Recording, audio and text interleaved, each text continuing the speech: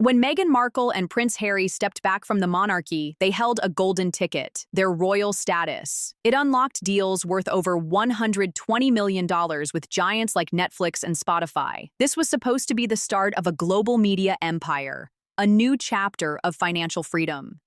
This is the story of the royal deals that didn't just cost them millions, they cost them their credibility.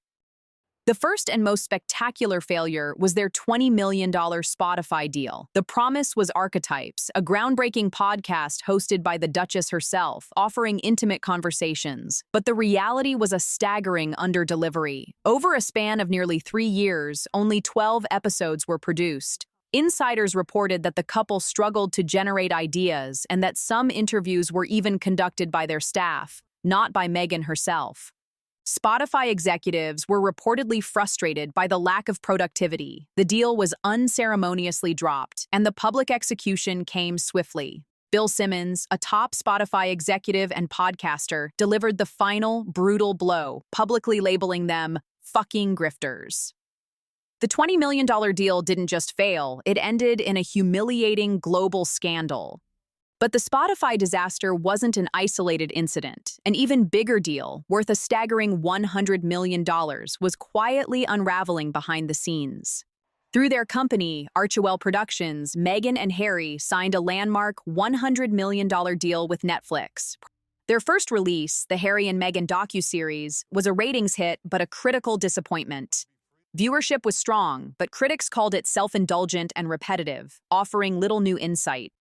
Another project, Heart of Invictus, focused on Harry's beloved Invictus games. Despite the royal connection, the series landed quietly, generating little cultural impact or buzz, far from the blockbuster success Netflix had been promised.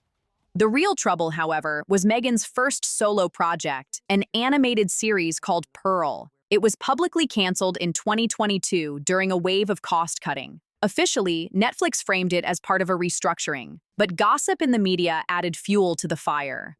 A children's author alleged that the concept of Pearl looked suspiciously similar to her own book series and claimed she had reached out with concerns. No legal action ever followed, and nothing was ever proven.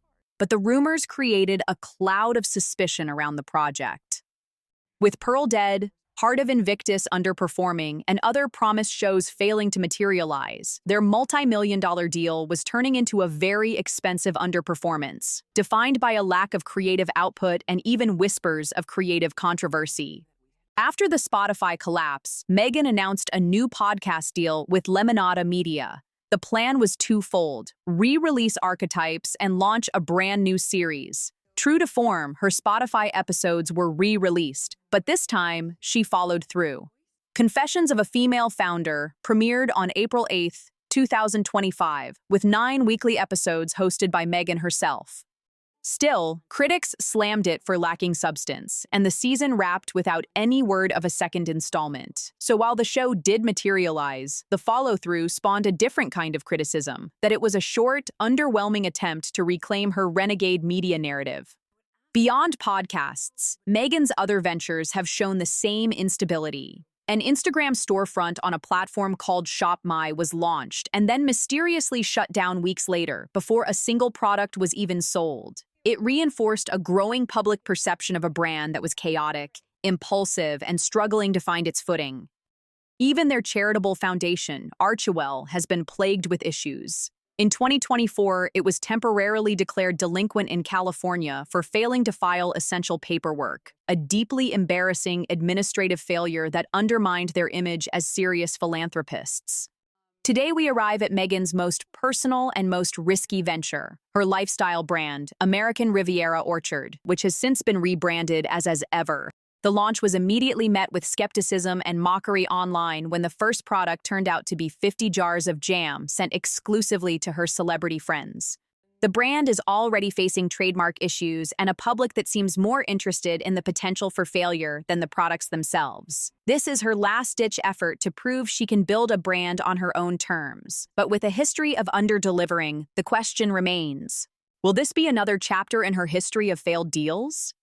The story of Meghan Markle's royal deals is a cautionary tale. The Spotify implosion, the Netflix disappointments, the trail of abandoned projects. It all paints a picture of a strategy built on a famous name, but lacking in substance and execution. Her royal status opened every door in Hollywood, but doors alone can't build an empire. The real cost isn't just the millions lost, it's the collapse of credibility, leaving her Hollywood dream in pieces. Behind the scenes, Meghan and Harry have also earned a reputation as high maintenance and difficult to work with. Studio insiders whisper that while their names still open doors, few are eager to sign new deals. In an industry built on relationships, a tarnished reputation can be the heaviest price of all. What do you think of Meghan Markle's business ventures? Let us know in the comments and subscribe for more stories that unfold the truth behind the fame. Thanks for watching.